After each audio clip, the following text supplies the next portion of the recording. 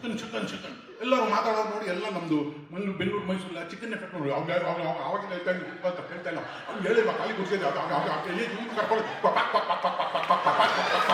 ಹೇಳ್ತಾ ಇದ್ದ ಅಂತ ಗೊತ್ತಾಗ್ತದೆ ಹೇಳ್ತಾ ಇಲ್ಲ ಅವ್ನು ಹೇಳ್ತಾ ಕೋಳಿ ಎಫೆಕ್ಟ್ ಇದು ತಿಂದು ಹಂಗಾಗಿದೆ. ನಮ್ಮ ಮೈಸೂರಿಂದ ಆ ಕಡೆ ಹೋಗಿ ಮಂಡ್ಯ ಚನ್ನಪಟ್ಟಣ ರಾಮನಗರದಿಂದ ಆ ಕಡೆ ಹೋಗಿ ಎಲ್ಲ ಯಾವಾಗ ಬಂದು ಊರಿಗೆ ಯಾವಾಗ ಹೋದಿ ಪ್ರಮಾಣ ವಚನ ಯಾವಾಗ ಹೇಳು ಸೋಮವಾರ ಮಂಗಳವಾರ ಬುಧವಾರ ನಮ್ಮಲ್ಲಿ ಒಂದು 50 ಕುರಿ ಕುಡಿಸ್ಬೇಕು ಎಫೆಕ್ಟ್ ನೀವು ಏನೇನೋ ಅನ್ಕೊಂಡ್ಬೇಡಿ ನಾನು ಬೇರೆ ಅದೇ ಹೇಳ್ತಾರೆ ಹೀಗೆ ಹಿಂಗೈತೆ ನೋಡಿ ಬರೀ ಅದು ಇದು ದೊಡ್ಡದು एफेक्ट में बोले आप से सुनिया नहीं पकड़ वो मार वाले मालूम मन जाको साथ है गदमी क्लिक छोड़ेगा लाल बिड़ागला मुख्तार के दुकान में बिड़ाग बोले तो सुनिया कर तुम रहा यार ये तीन तरह के एफेक्ट सिंगल आशा कौन है ना आशा याद रोंगे और बुढ़वा कहते हैं जाने कि दिनों भाषा याद होता है केरला तो Malayalam how do you listen to Malayalam if you don't know Malayalam? Completely what I'm trying to say, control India. You know, always the problem is that I'm using an acting also. I don't know, I'm sleeping more with me. I'm here to buy it. Dubai Basha Kalir in Palawale. Yet now Kapani Kitol. Kapaki by looking around with a very healthy language. Full Kapachi with Falak, Al-Belakini, Lahil Falakini, Al-Falaka, Milatini, Al-Furakin, Dufka. الفلكني دلوا لا الفلاكي اللاخنة أبا لا ويكو ما نقول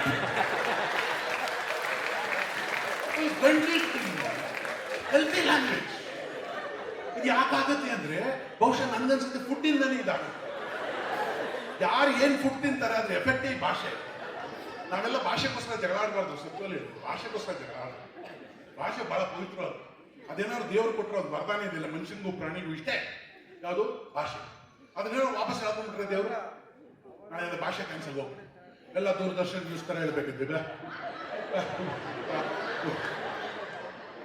ಜನ ಹೇಳ್ಕೊಳ್ಳೋ ಭಾಷೆಗೋಸ್ಕರ ಕನ್ನಡ ಕಲಿಸ್ಬೇಕು ಎಲ್ರಿಗೂ ಎಲ್ಲ ಹೇಳ್ತಾರೆ ಕನ್ನಡ ಕಲಿಕೆ ಹಂಗಲ್ಲ ಕನ್ನಡ ಕಲಿಸೋದು ಕನ್ನಡ ಕಲಿಸೋದು ಹೆಂಗೆ ಅಂದರೆ ತಾಯಿ ಮಗುಗೆ ತುಪ್ಪದನ್ನ ತಿನ್ನಿಸ್ತಾರಲ್ಲ ಹಂಗೆ ಕಲಿಸ್ಬೇಕು ಕನ್ನಡ ಹಂಗೆ ಕಲಿಸ್ಬೇಕು ಅದಲ್ಲೇ ಇರಬೇಕು ಅದನ್ನ ಕಿತ್ಕೊಂಡು ಹೋಗ್ಬಿಡ್ಬಾರ್ದು ತಾಯಿ ಮಗುವಿಗೆ ತುಪ್ಪ ಕೋಳಿ ಜಾಸ್ತಿ ತಿನ್ಬಿಟ್ಟು ಕೆಲವ್ರು ನೋಡಿ ರೋಡ್ ಸೈಡಲ್ಲಿ ಹೋಗ್ತಿರ್ತಾರೆ ಬರೀ ಸೈಡಲ್ಲೇ ಅದು ಪೋರ್ಕ್ ಜಾಸ್ತಿ ತಿನ್ಬಿಡ್ತಾರೆ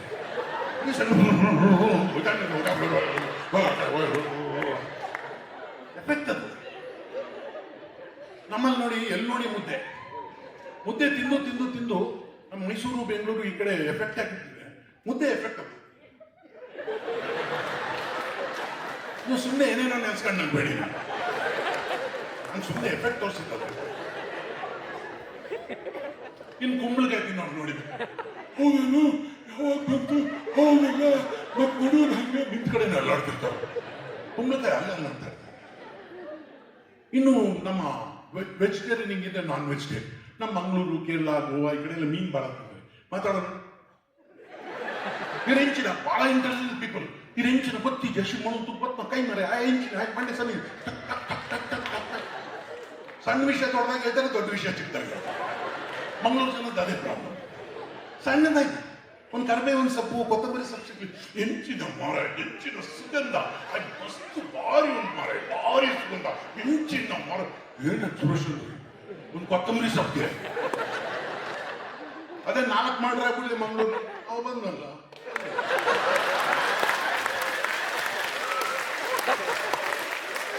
ಇನ್ನೊಬ್ಬನಿಗೆ ರುದ್ರಾಕ್ಷ ಮನೆ ತಗೊಂಡು ಇಲ್ಲಿ ಹೊಡೆದಿತ್ತು ಅವನು ಇಲ್ಲಿ ಬ್ಯಾಕ್ ಓಪನ್ ಇನ್ನೊಬ್ಬನಿಗೆ ಇಲ್ಲಿ ಹಾಕಿದ ಅವನು ಅಲ್ಲಿಂದ ಹೋಯ್ತು ಹೌದಾ ಅಷ್ಟೇ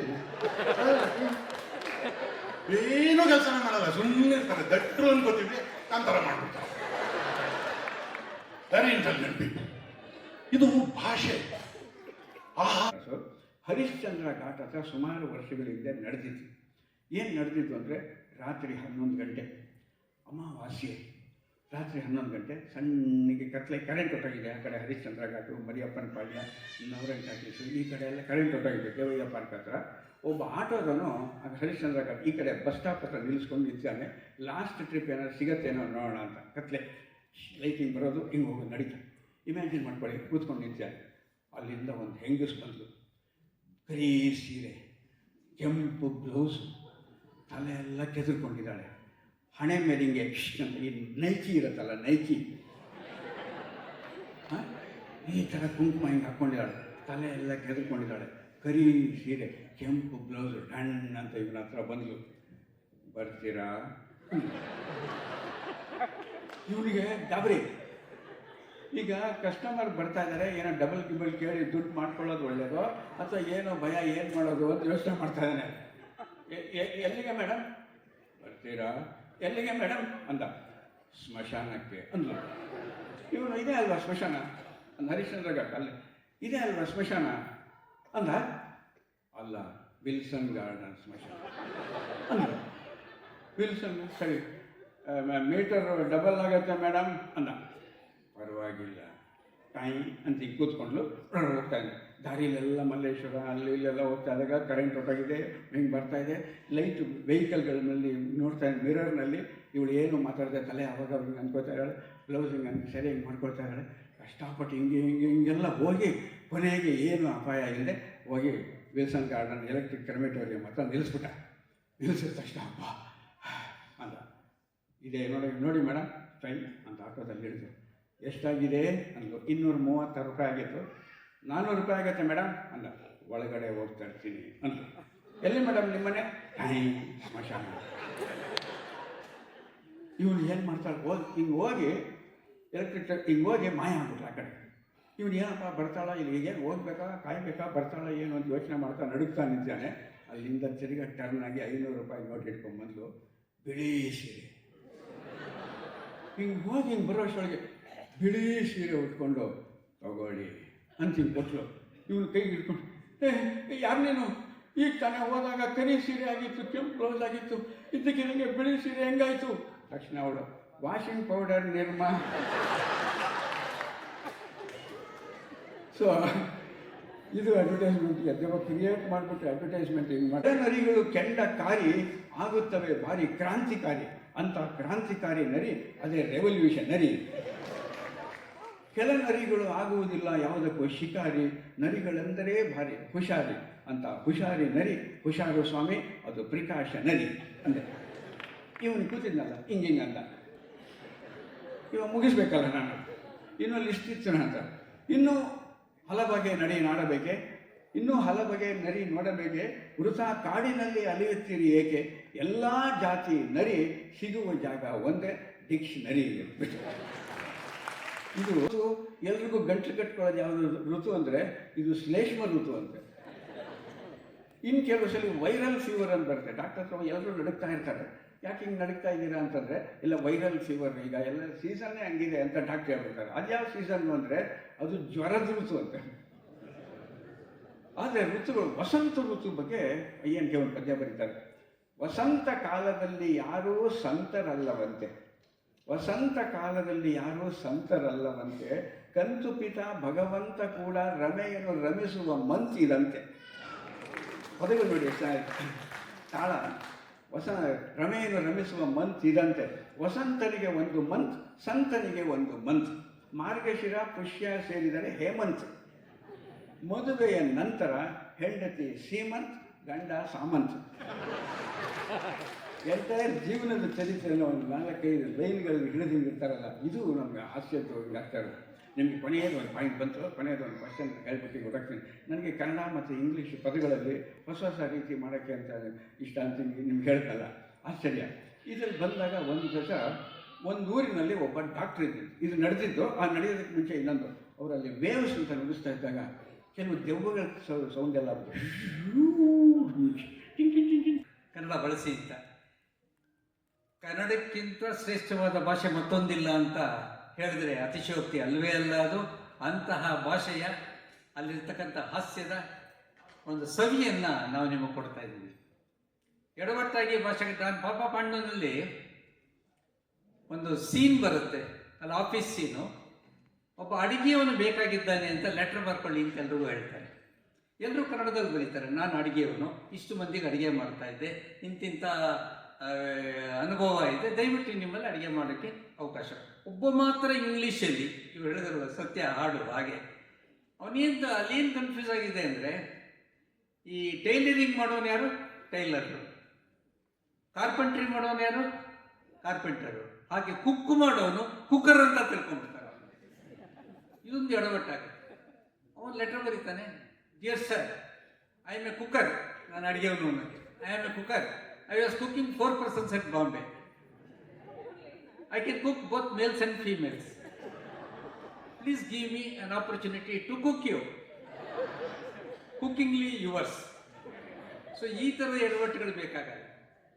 ಇಂತಹದ್ದು ಭಾಷೆ, ಬೇರೆ ಭಾಷೆಯಲ್ಲಿ ನಾವು ಪ್ರಯತ್ನ ಪಟ್ಟಾಗ 1986ರಲ್ಲಿ ಒಬ್ಬ ಡಾಕ್ಟರ್ ಸಿಕ್ಕಿದ್ದ ಮಲ್ಲೇಶ್ವರದಲ್ಲಿ, quota doctor, duplicate doctor. Paper news ನಾನೊಂದು ಲೇಖನ ಮಾಡಿದೆ ಸುಧಾಗೆ. ಅದರಲ್ಲಿ ಒಂದು 30-32 ವರ್ಷದ ವ್ಯಕ್ತಿ ಎಲ್ಲ ಕಡೆ ಕೆಲಸ ಮಾಡಿ ಯಾವುದು ಗಿಟ್ಟಿದೆ ಡಾಕ್ಟರ್ ಅಂತ ಏಪ್ರನ್ ಹಾಕೊಂಡು ಕಿಟ್ ಬ್ಯಾಗ್ ತಗೊಂಡ ಕ್ಲಿನಿಕ್ ಶುರು ಮಾಡಿಬಿಡ್ತಾನೆ. ಕ್ಲಿನಿಕ್ ಶುರು ಮಾಡಿದಾಗ ಫಸ್ಟ್ ಡೇ ಬರೋರ್ನೆಲ್ಲ, ಸರ್ ಬನ್ನಿ ಸರ್, ಕಾಫಿ ತೊಗೊಳ್ಳಿ ಸರ್, ಟೀ ತೊಗೊಳ್ಳಿ ಸರ್. ಏನು ಇನಾಗರೇಷನ್ ಅಂತ ಕ್ಲಿನಿಕ್ಕು. ಪೊಲೀಸ್ ಭಾಳ ಹುಷಾರಿರ್ತಾರೆ. ಪೊಲೀಸ್ ಬಂದು ನನ್ನ ಮುಖ ನೋಡಿದ್ರು, ಅವ್ನು ಗೊತ್ತಾಗೋಯ್ತು ಇವನು ಡಾಕ್ಟರ್ ಅಲ್ಲ, ಇವನು ಕೋಟಾ, ಇವನು ಡೂಪ್ಲಿಕೇಟು, ನಕಲಿ ಅಂತ 1 ನಿಮಿಷಕ್ಕೆ ಅಸೆಸ್ ಮಾಡಿ ಕೈಗೆ ಗಡಿ ಹಾಕಿದೆ. ನಾನು ಅಲ್ಲೇ ಇದ್ದೆ. ನಾನು ಕೇಳಿದೆ, ಸರ್ ನೀವು ಹೇಗೆ ಅವನು ಡೂಪ್ಲಿಕೇಟ್ ಡಾಕ್ಟರ್ ಅಂತ ಗೊತ್ತಾಯ್ತು ನಿಮಗೆ? ನೀವು ಅವನ ಮಾರ್ಕ್ಸ್ ಕಾರ್ಡ್ ನೋಡಲಿಲ್ಲ, ಯೂನಿವರ್ಸಿಟಿ ಕೇಳಲಿಲ್ಲ, ಯಾವುದೇ ಒಂದು ಡಾಕ್ಯುಮೆಂಟ್ಸ್ ಚೆಕ್ ಮಾಡಿದೆ, ನೀವು ಹೇಗೆ ಗೊತ್ತಾಯ್ತು ಅಂದಾಗ ಪೊಲೀಸ್ ಹೇಳ್ತಾನೆ, ಆಚೆ ಬಂದು ಬೋರ್ಡ್ ನೋಡಿ ಸರ್ ಗೊತ್ತಾಗುತ್ತೆ ಅಂತ. ಆಚೆ ಬಂದೆ, ಡಾಕ್ಟರ್ ವಿಶ್ವನಾಥ್ MBBS. ಗೊತ್ತಾಗಲಿಲ್ಲ ಸರ್. ಕೆಲವರು ನೋಡಿ ಚರ್ಮತಜ್ಞ. ಚರ್ಮತಜ್ಞ ಅನ್ನೋಕ್ಕೆ ಇಂಗ್ಲೀಷಲ್ಲಿ ಏನಂತ ಹಾಕಬೇಕಾಗಿತ್ತು? ಸ್ಕಿನ್ ಸ್ಪೆಷಲಿಸ್ಟ್ ಅಂತ ಅವ್ರು ಹಾಕಬೇಕಾಗಿತ್ತು. ಈ ನನ್ನ ಮಗ ಬೋರ್ಡಲ್ಲಿ ಸ್ಕಿನ್ ಸ್ಪೆಷಲಿಸ್ಟ್ ಅಂತ ಹಾಕೋ ಬದಲು ಲೆದರ್ ಸ್ಪೆಷಲಿಸ್ಟ್ ಅಂತ ಹಾಕಿರೋ ಲೆದರ್. ನಿಮಗೆ ಖುಷಿಯಾದಾಗ ಜೋರು ಚಪ್ಪಾಳೆ ನಗು ನಿಮ್ಮಿಂದ ಬರಲಿ, ಯಾಕೆಂದರೆ ಇವತ್ತು ಒಂದು ಲಾಫ್ಟರ್ ಥೆರಪಿ ಥರ ಈ ಸೆಷನ್ ಇರಲಿ ಅಂತ ಹೋಗ್ತಾ ಕಡೆಗೆ. ಹೀಗೆ ಒಂದು ಮಾತನ್ನು ಬೇರೆ ಕಡೆ ಬಳಸಿದಾಗ, ತಪ್ಪಾಗಿ ಬಳಸಿದಾಗ ಇಂಥದ್ದೆಲ್ಲ ಆಗಿರುತ್ತೆ. ನಮ್ಮ ಬಾಸ್ ಒಬ್ಬರು ಇದ್ದರು, ಅವರು ಇದು ಸುಮಾರು ಒಂದು 30-35 ವರ್ಷ ಅವ್ರದ್ದು ಯಾವುದೋ ಒಂದು ಫರ್ಮ್ ಇತ್ತು, ಫ್ರೆಂಡು. ಆಗ ಸ್ಟೆನೋಗ್ರಾಫರ್ಸ್ ಇದ್ರು, ನೋಡ್ತಾ ಇರಬೇಕು ನಿಮಗೆ. ಸ್ಟೆನೋಗ್ರಾಫರ್ಸ್ಗೆ ಡಿಕ್ಟೇಷನ್ ಕೊಡಬೇಕು. ನಾನು ಕರೆಸಿದ್ರು, ನೋಡೋ ಆಫೀಸ್ ಹೆಂಗಿದೆ ಅಂತ ಹೇಳ್ಬಿಟ್ಟು ಸ್ಟೆನೋಗ್ರಾಫರ್ ಕರೆಸಿ, ರೀಟಾ ಬಾ ತಗೊಂಡು ಡಿಕ್ಟೇಷನ್. ಅಷ್ಟು ಅರ್ಜೆಂಟ್ ಇರಲಿಲ್ಲ ನಾನು ನೋಡಲಿ ಅಂತ.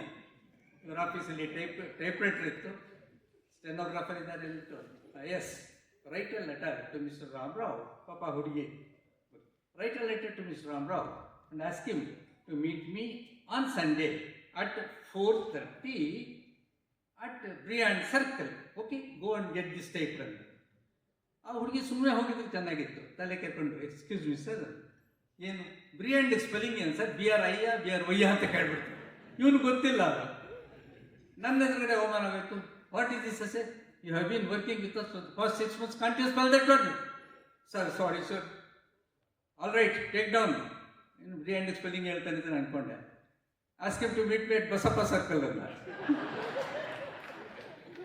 ಇಂಥ ಸೂಕ್ಷ್ಮವಾದ ವಿಷಯಗಳಲ್ಲಿ ಹಾಸ್ಯ ಹುಟ್ಟುತ್ತೆ. ಆದ್ದರಿಂದ ಗೋಲ್ಡ್ ಕಲರ್ ಶೋ, ಆಚಾರ್ಯ, ಇದು ಜರ್ಕಿನ್ ಗಿರ್ಕಿನ್ ಎಲ್ಲ ಹಾಕೊಂಡು ಹೋದ್ರೆ ನಾವು ಅವ್ರ ಜೊತೆನೇ ಹೋಗ್ಬೋದು. ನಾನು ಬಸವನ ಆರ್ಡಿನರಿ ಮಿಮಿಕ್ರಿ ಆರ್ಟಿಸ್ಟ್.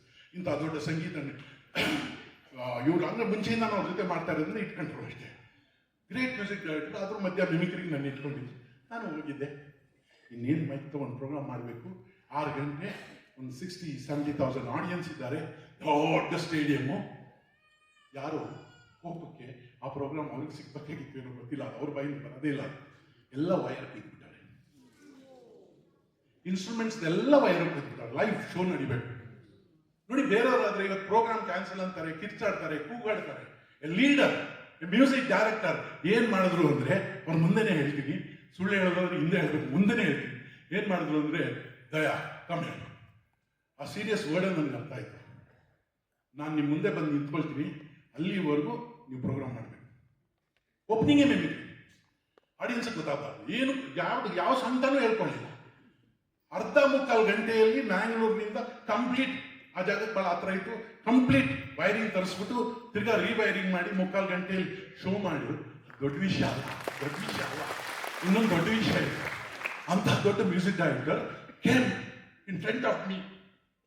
ಮುಂದೆ ಅಲ್ಲಿ ನಿಂತ್ಕೊಂಡು ಟಿಶ್ಯೂ ಮಾಡಿದ್ವಿ.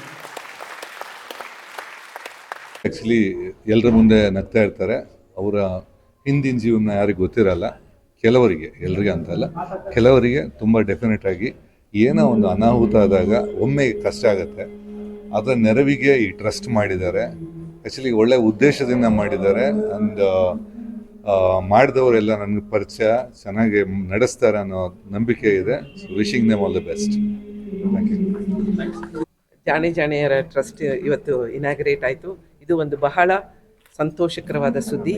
ಅವರು ಬರೀ ನಾಟಕ ಕಲಾವಿದರಲ್ಲದೆ ಅನೇಕ ಸಂಗೀತಗಾರಗಳಿಗೂ ಸಹಾಯ ಮಾಡ್ತಾ ಇದ್ದಾರೆ. ಈ 60 ಜನಕ್ಕೆ ಕೊಡ್ತಾ ಇರೋದ್ರಲ್ಲಿ ಈ ಕಾರ್ಯಕ್ರಮ ಹೀಗೆ ಮುಂದುವರಿಲಿ, ಹಾಗೂ ಹೆಚ್ಚು ಜನ ಕಲಾವಿದರಿಗೆ ಇದರಿಂದ ಉಪಯೋಗ ಆಗಲಿ, ಹಾಗೂ ಹೆಚ್ಚು ಜನ ಇದನ್ನು ಸಪೋರ್ಟ್ ಮಾಡಲಿ ಅಂತ ಈ ಮೂಲಕ ನಾನು ಇವರಿಗೆ ಕೇಳ್ತಾ ಇದ್ದೀನಿ. ಹಾಗೂ I am wishing this trust all the very best. Thank you. ನಮಸ್ಕಾರ. ಇವತ್ತು ಜಾಣೆಯ ಸಾಹಿತಿ ಕಲಾವಿದರ ಟ್ರಸ್ಟ್ ಉದ್ಘಾಟನೆ ಆಗಿದೆ. ಇದು ಮೊದಲ ಬಾರಿಗೆ ಹೊಸ ರೀತಿಯ ಒಂದು ಕಾರ್ಯಕ್ರಮ ಇದು. ಏಕೆಂದರೆ ಕಲಾವಿದರಿಗೆ ವಯಸ್ಸಾದಂತೆಲ್ಲ ಅವರ ಶಕ್ತರಾಗ್ತಾ ಬರ್ತಾರೆ.